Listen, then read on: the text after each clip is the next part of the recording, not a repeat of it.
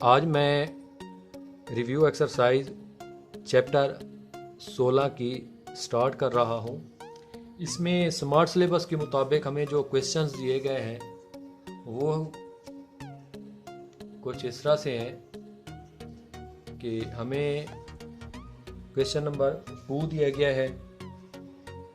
इसकी question number 2 की हमने ये तमाम पार्ट्स हल करने हैं और क्वेश्चन नंबर 3 दिया गया है, ये हमने इनकी डेफिनीशंस मालूम करनी है। तो इनकी डेफिनीशंस तो बुक से भी आपको मिल जाएंगी।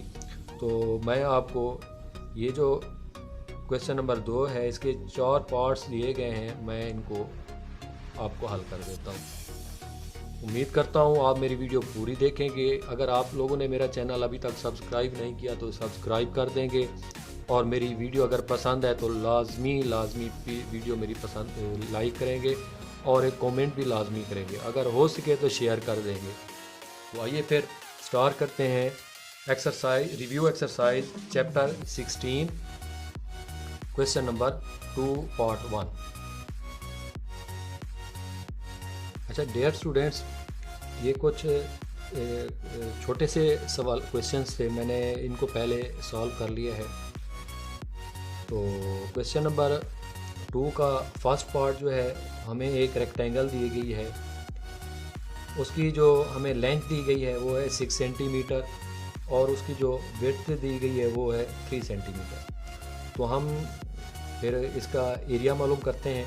हम लिखेंगे पहले इसकी length of rectangle is equal to L is equal to 6 centimetre and width of rectangle is equal to 3 centimetre. तो हम इसके एरिया को जब हम मालूम करते हैं तो हमारे पास एक फार्मूला होता है कि इसकी विड्थ और लेंथ को हम आपस में मल्टीप्लाई कर देते हैं, यानी L मल्टीप्लाई विड्थ हो जाएगा। तो जब हम इनको L की हमारे पास जो वो वैल्यू दी गई है वो है 6 सेंटीमीटर की और विड्थ की जो वैल्यू दी गई है वो 3 सेंटीमीटर है। 3 सेंटीमीटर जब हम इनको मल्टीप्लाई करते हैं तो वो 18 स्क्वायर सेंटीमीटर आता है। इसके बाद हमें एक स्क्वायर दिया गया है।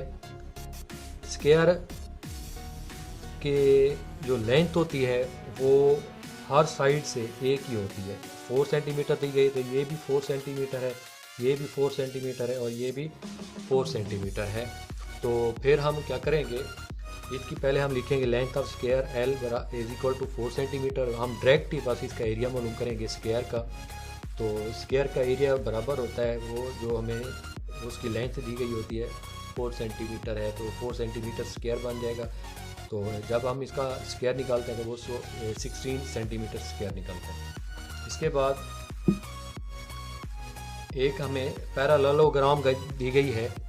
इसकी हाइट जो दी गई है हमें वो है 4 सेंटीमीटर। ये है हाइट पैरेललोग्राम की 4 सेंटीमीटर है और इसका जो बेसमेंट है यानी कि ये और ये 8 सेंटीमीटर की बेसमेंट दी गई है हमें पैरेललोग्राम की। तो जब हम इसका एरिया मालूम करते हैं तो हम इसकी बेसमेंट और हाइट को आपस में मल्टीप्लाई कर देते हैं तो वो हमारे पास उसकी आंसर निकल आता है 32 स्क्वायर सेंटीमीटर।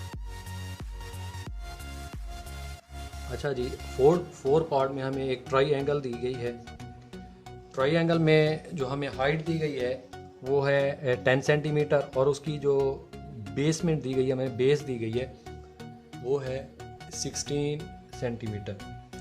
तो इसका एरिया जब हम मालूम करते हैं तो इसका फार्मूला कुछ इस तरह से बनता है कि 1/2 मल्टीप्लाई B मल्टीप्लाई H। तो जब हम इनकी वैल्यूज़ पुट करते हैं 1/2 मल्टीप्लाई बेस की जो वैल्यू है वो 16 है और हाइट की जो वैल्यू है वो 10 है। तो हम क्या करते हैं कि ये 16 को 2 पर डिवाइड कर देते हैं, वो हमारे पास 8 आंसर आता है। तो 8 को हम मल्टीप्लाई करते देते हैं 10 के साथ, तो हमारे पास सिंपली तौर पर जो आंसर आता है वो 18 स्क्वायर सेंटीमीटर आता है। तो ये हमारे आज के क्वेश्चन है। इसके बाद हमें जो ये डेफिनीशंस दी गई हैं, ये area of a figure, triangle region, rectangular region, altitude और हाइट ऑफ ए ट्राइंगल। तो ये हमारे पास ये 4 डेफिनीशंस दी गई हैं। तो अगर समझ ना आए तो आप मुझसे इनके बारे में पूछ सकते हैं, आप ये याद कर लें, ठीक है। और ये बहुत अहम है इम्तिहानी नुक्ता निगाह से। इनमें से एक तारीफ़ लाजमी है, एक डेफिनीशन लाजमी आएगी। इन 4 डेफिनीशंस में से एक डेफिनीशन लाजमी आएगी। और ये जो 4 ये फिग्स खड़ी हैं, ठीक है, इनमें से लाजमी एक फिग आई हुई होगी। तो कोशिश करें कि इन दोनों सवालात को, दूसरे को, ठीक है जी, और तीसरे सवाल को कम्प्लीटली आप सॉल्व कर लें।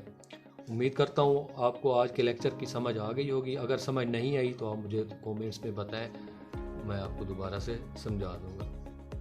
बहुत बहुत शुक्रिया। अल्लाह हाफिज़।